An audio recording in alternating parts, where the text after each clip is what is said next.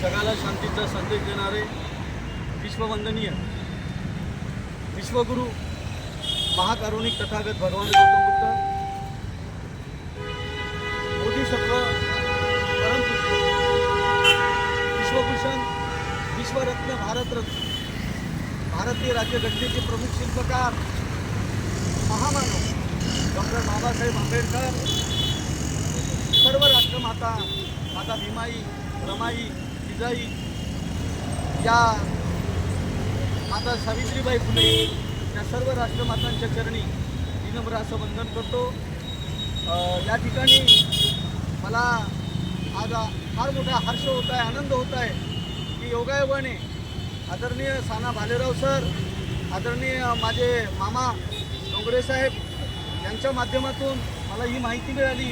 आदरणीय साहेबांचा आज जन्मदिन आहे। आनंदजी डोंगरे साहेब यांना मला शुभेच्छा देण्यासाठी माझ्या धावपळीच्या जीवनामध्ये मला उपस्थित राहता आलं, मी स्वतःला धन्य समजतो।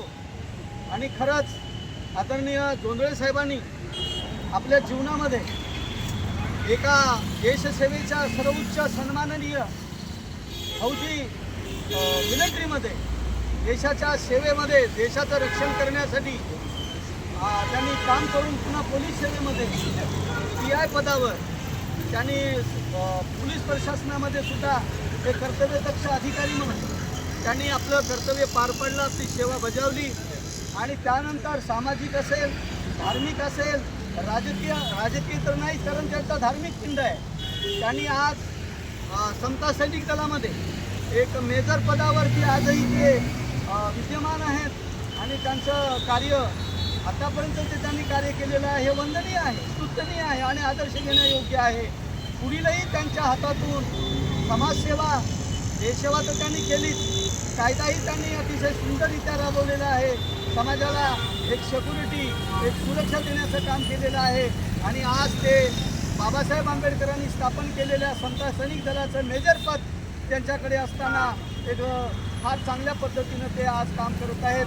त्यांच्या या वाढदिवसाच्या निमित्ताने त्यांना खूप खूप आयुष्य लाभावं, उदंड आयुष्य लाभावं, तेही दीर्घ आयुष्य निरोगी लाभावं असं मी तथागतांच्या चरणी आणि निसर्गाला विनंती करतो आणि त्यांना पुन्हा एकदा आभारभर शुभेच्छा देतो।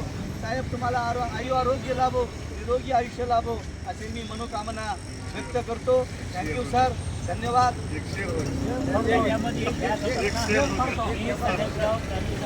मी साहेबराव येरेकर, राष्ट्रीय प्रबोधनकार भीमशाहीर साहेबराव येरेकर या ठिकाणी उपस्थित आहे की विराने जमीन पर, विराने जमीन याने वाळवंटामध्ये जिथे काहीच पिकत नव्हतं अशी ओसार जमीन होती।